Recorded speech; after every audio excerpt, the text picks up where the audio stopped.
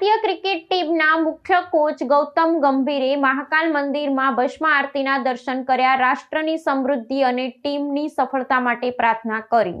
ભારતીય ક્રિકેટ ટીમના મુખ્ય કોચ ગૌતમ ગંભીરે મધ્યપ્રદેશના ઉજ્જૈન સ્થિત વિશ્વ પ્રસિદ્ધ જ્યોતિર્લિંગ શ્રી મહાકાલેશ્વર મંદિરની મુલાકાત લીધી હતી. વહેલી સવારે આયોજિત પવિત્ર ભસ્મ આરતીમાં પણ તેમણે વિશેષ રૂપે હાજરી આપી હતી. ગંભીરે પરંપરાગત વેશભૂષા ધારણ કરી નંદી હોલમાં બેસી અને ભગવાન મહાકાલની આરાધના કરી હતી.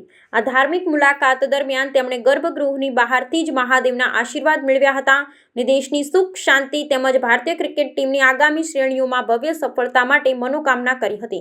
મંદિર પ્રશાસન દ્વારા ગૌતમ ગંભીરનું ઉષ્માભર્યું સ્વાગત કરવામાં આવ્યું હતું અને પૂજારીઓએ તેમને વિધિવત પ્રસાદ તથા સ્મૃતિ ચિહ્નો અર્પણ કર્યું હતું. ભસ્મ આરતી બાદ ગંભીર મંદિર પરિસરમાં અન્ય દેવી દેવતાઓના પણ દર્શન કર્યા. પત્રકારો સાથેની ટૂંકી વાતચીતમાં તેમણે જણાવ્યું હતું કે બાબા મહાકાલના દરબારમાં આવી તેમને અત્યંત માનસિક શાંતિ અને નવી ઉર્જાનો અનુભવ થયો છે. નોંધનીય છે કે ગૌતમ ગંભીર અવારનવાર ધાર્મિક સ્થળોની મુલાકાત લેતા હોય છે, પરંતુ ભારતીય ટીમના મુખ્ય કોચ તરીકેની જવાબદારી સંભાળ્યા બાદ તેમની આ ઉજ્જૈન મુલાકાત ખાસ ચર્ચામાં રહી છે. આ મુલાકાતને પગલે મહાકાલ મંદિર પરિસરમાં ચુસ્ત સુરક્ષા વ્યવસ્થા ગોઠવવામાં આવી હતી. ગૌતમ ગંભીરના દર્શન માટે આવેલા પ્રશંસકો પણ ભારે ઉત્સાહ જોવા મળ્યો હતો. સોશિયલ મીડિયા પર તેમના ભસ્મ આરતીના ચિત્રો અને વિડીયો વાયરલ થયા છે, જેમાં તેઓ અત્યંત ભક્તિભાવમાં લીન જોવા મળે છે. આગામી મહત્વપૂર્ણ આંતરરાષ્ટ્રીય ટુર્નામેન્ટનો પૂર્વે મુખ્ય કોચની આધ્યાત્મિક મુલાકાત ભારતીય ક્રિકેટ ચાહકો માટે પણ આકર્ષણનું કેન્દ્ર બની છે. મંદિરથી વિદાય લેતા પૂર્વે તેમણે શ્રદ્ધાળુઓનું અભિવાદન ઝીલ્યું હતું.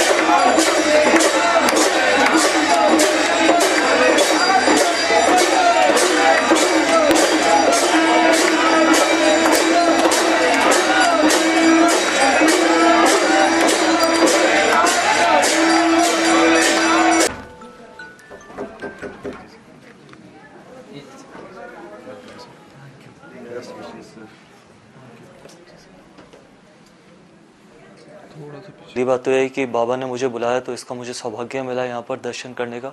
व्यवस्था बहुत ही अच्छी थी, दर्शन बहुत अच्छे हुए और मुझे विश्वास है कि बाबा फिर से बुलाएंगे और मैं जल्दी वापस आऊँगा.